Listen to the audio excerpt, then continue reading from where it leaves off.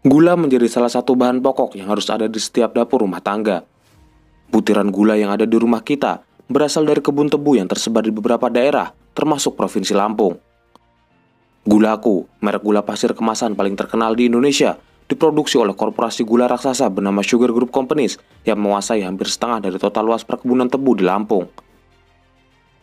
Masalahnya, ladang tebu ratusan hektar di Lampung tidak hanya menyimpan cadangan gula, tapi juga skandal dan kasus-kasus lancung perusahaan. Di Lampung, gula bukan hanya sekedar pemanis makanan atau minuman, tapi penghubung antara pengusaha dan para pemilik jabatan. Di Lampung, gula bukan hanya memikat para semut, tapi punya kuasa mengatur peta perpolitikan di provinsi tersebut.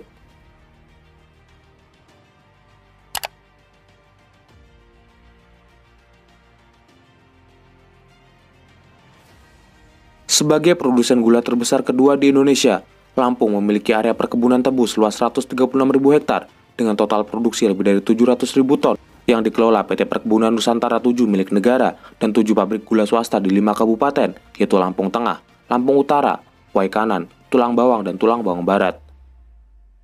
Sugar Group Companies yang berdiri sejak tahun 1975 menjadi salah satu raksasa produsen gula tebu di Lampung. Perusahaan yang awalnya berada dalam jejaring bisnis Salim Group ini kemudian dibeli oleh PT Garuda Panca Arta milik Gunawan Yusuf pada tahun 2001. Gunawan Yusuf tercatat sebagai orang terkaya ke-44 versi majalah Globe Asia tahun 2018 dengan kekayaan sekitar 14,2 triliun. Di bawah kendalinya, Sugar Group memiliki kebun tebu seluas 62.000 hektar sehingga menjadikannya sebagai pabrik gula terbesar di Indonesia. Sugar Group Companies memiliki 4 anak perusahaan, yaitu PT Gula Putih Mataram, PT Sweet Indo Lampung, PT Indo Lampung Perkasa, dan PT Indo Lampung Distillery. Produk utama perusahaan ini adalah gula kristal putih bermerek Gulaku, yang sudah sangat terkenal dan menjadi pilihan utama untuk konsumsi masyarakat secara luas. Sayangnya, Raja Gula dan korporasinya beberapa kali terlibat dugaan skandal seperti penipuan, pencucian uang, pengemplangan pajak, konflik dan sengketa lahan dengan masyarakat, hingga kebakaran hutan. Toh Keng Song, seorang pengusaha, pernah melaporkan Gunawan Yusuf terkait dugaan penipuan dan pencucian uang pada 2004. Dua anak perusahaan Sugar Group, PT Sweet Indo Lampung dan Indo Lampung Perkasa, juga pernah ditetapkan Polda Lampung sebagai tersangka pembakaran hutan dan lahan pada tahun 2019. Terlepas dari kasus dan skandal Sugar Group, korporasi ini rutin menjadi penyokong dana dalam pemilu kada di Provinsi Lampung, baik pemilihan bupati maupun pemilihan gubernur. Perusahaan gula ini bahkan punya kuasa mempengaruhi konstelasi politik di daerah tersebut. Keterlibatan perusahaan dalam pemilihan kepala daerah memang bukan hal baru di Indonesia. Di Lampung, Sugar Group Companies sudah menjadi penyokong kampanye salah satu kandidat gubernur sejak Pilgub Lampung 2014. Dalam sejumlah kesempatan, sejumlah petinggi Sugar Group Companies bahkan tampil langsung di hadapan masyarakat saat masa kampanye berlangsung. Pada 2014, Rido Fikardo didukung penuh oleh Sugar Group. Ayah Rido, Muhammad Fauji Toha, adalah petinggi di Sugar Group. Sedangkan Vice President Sugar Group, Purwantili, selalu mendampingi dalam setiap kampanye-kampanye mahal melalui gelaran wayang dan konser musik artis ibu kota. Pada Pilgub selanjutnya, Sugar Group berpindah haluan dari Rido Fikardo ke mantan Sekda Prof Lampung, Arinal Junaidi. Alhamdulillah, ini saatnya Lampung Timur maksimal pembangunannya melalui pilkada.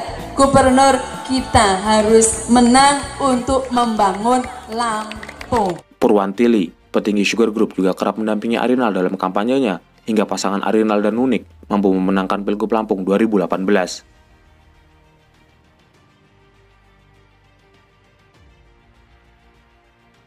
Para bos gula dan kepala daerah di Lampung juga kompak mendukung penuh Jokowi Ma'ruf Amin dalam kampanye yang diadakan dengan meriah pada Pilpres 2019.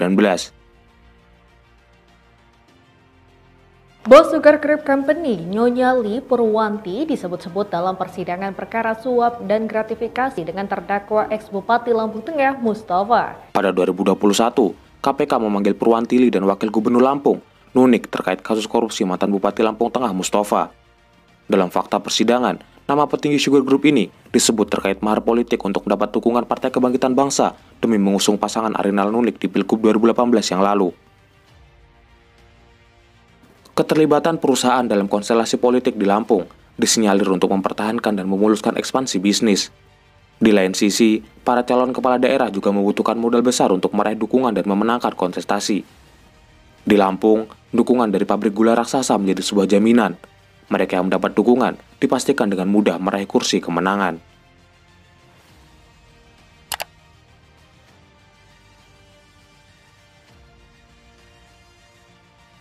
Selain tak bisa lepas dari bayang-bayang perusahaan gula, Lampung juga tak bisa lepas dari dinasti politik dan korupsi. Dalam laporan KPK, Lampung termasuk 10 provinsi terkorup di Indonesia selama tahun 2014 hingga 2019. Pada 2019, KPK menetapkan Bupati Lampung Utara, Agung Ilmu Mangkunegara sebagai tersangka kasus suap senilai 74,6 miliar terkait proyek di Dinas PUPR dan Dinas Perdagangan Lampung Utara. Ayah Agung, Tamanuri, merupakan mantan Bupati Waikanan 2 periode yang kini menjabat sebagai anggota DPR RI 2019-2024. Di Lampung Timur, mantan bupatinya, Satono, menjadi terpidana kasus korupsi APBD Lampung Timur tahun anggaran 2008. Bupati Lampung Timur saat ini, Dawam Raharjo, terseret dalam kasus suap Unila. Dirinya disebut turut menyetor uang senilai 100 juta dalam rangka menitipkan seorang calon mahasiswa baru di universitas tersebut. Zulkifli Hasan yang kini menjabat sebagai Menteri Perdagangan juga membangun dinasti politiknya di Lampung. Adik-adiknya, Hazizi Hasan, menjabat sebagai anggota DPRD Lampung 2014-2019. Ahmad Fitoni Hasan menjadi sekretaris DPW PAN Lampung periode 2020-2025, sedangkan Zainuddin Hasan menjadi Bupati Lampung Selatan periode 2016-2021. Pada 2018, Zainuddin Hasan ditangkap KPK atas kasus suap proyek infrastruktur di Kabupaten Lampung Tengah. Pada 2016, KPK menetapkan Bupati Tanggamus, Bambang Kurniawan, sebagai tersangka kasus dugaan suap pengesahan APBD Kabupaten Tanggamus tahun anggaran 2016. 3 tahun berikutnya, giliran mantan Bupati Mesuji, Hamami, yang divonis 8 tahun penjara akibat korupsi proyek di Dinas PUPR Kabupaten Mesuji. Di Lampung Tengah, bupatinya, Mustafa, divonis 4 tahun penjara setelah dinyatakan terbukti menerima suap sebesar 51 miliar pada 2020. Istri Mustafa, Nesi Mustafa, kemudian mencalonkan diri sebagai calon Bupati Lampung Tengah selanjutnya, tak lama setelah sang suami terjerat kasus korupsi. Kejaksaan Tinggi Lampung juga pernah memeriksa mantan Bupati Tulang Bawang, Abdurrahman Sarbini, terkait dugaan pemotongan uang insentif pejabat tahun 2011-2012 senilai 2 miliar. Anaknya, Dodi Anugrah Putra, menjadi terdakwa dalam kasus korupsi pengadaan mobil dinas Bupati Pesawaran, Arif Sandi, yang sekaligus adalah saudaranya sendiri. Wali Kota Bandar Lampung 2020-2025, Eva Dwiana, juga merupakan bagian dari dinasti politik. Eva Dwiana merupakan istri dari Wali Kota Bandar Lampung sebelumnya, Herman HN. Pemilihan kepala daerah yang syarat kepentingan bisnis korporasi hingga dinasti politik korup di Lampung menjadikan daerah ini masih jauh tertinggal, khususnya terkait masalah infrastruktur dan jalan. Sejumlah ibu-ibu di Kecamatan Rawapitu, Kabupaten Tulang Bawang, Lampung menanam padi di jalan yang rusak. Warga berharap aksi ini bisa membuka mata para pemangku kebijakan agar segera memperbaiki jalan yang rusak tersebut. Lampung memiliki total ruas jalan sepanjang 20.310 km, yang sekitar 37,5%-nya mengalami rusak ringan dan berat. Akibatnya, Lampung menduduki peringkat ke-13 sebagai provinsi dengan persentase jalan rusak berat yang tinggi dari 34 provinsi di Indonesia. Sampai jumpa, salam Universe.